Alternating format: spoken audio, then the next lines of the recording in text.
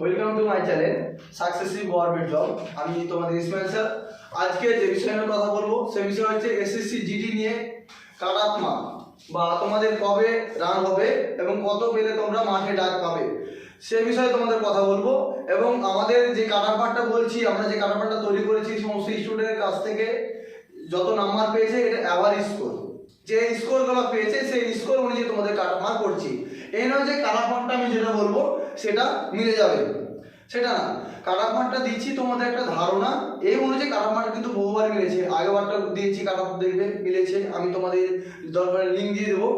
আর মাঠের ডেটটা যেটা বলছি, যারা এই নাম্বারটা পেয়েছো, যে নাম্বারটা বলছি এই নাম্বার যারা অবশ্যই পেয়েছো তারা কিন্তু মাঠ শুরু করে দাও। হাতে খুবই অল্প সময় মাঠ, তোমাদের মাঠের খবরে আগে বলেছি মাঠ কিন্তু হাতে খুব জোর সময় 2 মাস দিবে। 2 মাস তোমাদের মে মাস থেকে দেখবে, মে মাসের দিকে কিন্তু মাঠ শুরু হওয়ার চান্সটা বেশি থাকবে। মে মাস যারা নাম্বার বলছি নাম্বার কাটাবো, তোমার মাঠের ডেটটা বলে দিলাম, মে মাসের দিকে শুরু হতে পারে মাঠ। যারা এখনো বলছি নাম্বার তোমাদের কাটামার বলে দিচ্ছি, ইউআর যারা ক্যান্ডিডেট রয়েছে ইউআর মাঠের জন্য, এটা ওয়েস্ট বেঙ্গলের ক্ষেত্রে মাঠের জন্য বলছি 60 থেকে 65। ইউআর ক্যান্ডিডেট যারা রয়েছে 60 থেকে 65, এটা হচ্ছে মাঠের ডাক, এটা মাঠ। গ্রাউন্ডে কি হয়, মাঠ তোমাদের মাঠের কাটামার একটা হয়, মাঠে দেখা হবে কাটামার কত হচ্ছে 60 থেকে 65, দেখা হবে 65। এবারে কি হবে মাঠের পর মেডিকেলে কি হয় 25 যোগ হতে পারে, যদি 25 যোগ হয় তাহলে কত হবে 80। তারপর একটা ফাইনাল কাটামার 10 ধরে যোগ হয়, এইভাবে নাম্বার 10 বা 20 যোগ হয় ফাইনাল 100।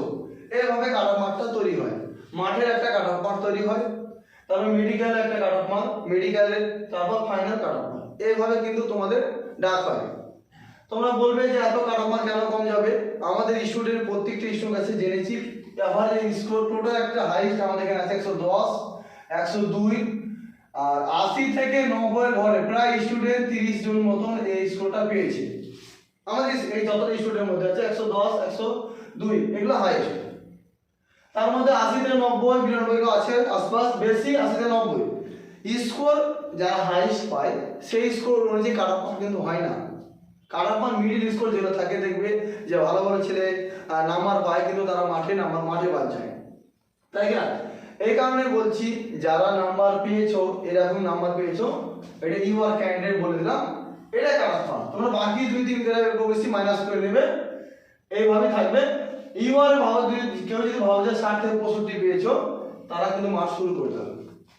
তুমি মাঠ যে শুরু করে দেবে, যে ধরো ইউআর ক্যান্ডিডেট 65 পেয়েছো, ইউআরে মাঠ শুরু করে দিলে তুমি ডাক পাবে, তা না, মাঠে ডাক পেতে পারো কিন্তু ফাইনাল তোমার কি মেডিকেলে ডাক পাবে না, মেডিকেলে ডাক পাবে না। যারা নাম্বার কম পেয়েছো, সামনে আবার এসএসসি জিডি আছে, সামনে এসএসসি জিডির জন্য তুমি প্র্যাকটিস শুরু করে দাও, এখন থেকে প্র্যাকটিস শুরু করে দাও, না হলে তুমি কিন্তু যেগুলো তোমার ঘাটতি হয়েছে সেই ঘাটতি পূরণ করতে পারবে না। কেউ ধরো হিন্দিতে নাম্বার কম পেয়েছো, ম্যাথে নাম্বার বা রিজনিং এর জিকেতে নাম্বার কম পেয়েছো, তাদের বলছি এখন থেকে ভাবো যদি এসএসসি জিডি নিয়ে খাটবো, তারা কিন্তু এখন থেকে প্রিপারেশন দাও। প্রায় সিট তোমাদের কত আছে? 5300 প্লাস একটা সিট রয়েছে এসএসসি ওয়েস্ট বেঙ্গলের ক্ষেত্রে, না ওয়েস্ট বেঙ্গলের ক্ষেত্রে 5300 প্লাস সিট।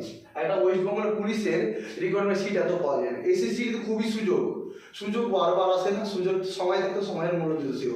ঠিক আছে, এই নাম্বারটাই শুধু তোমাদের বললাম ইউআর কাট অফ মার্ক এইভাবেই হয়। ঠিক আছে, ভিডিওটা অবশ্যই ভালো লাগে, লাইক কমেন্ট শেয়ার করে দাও।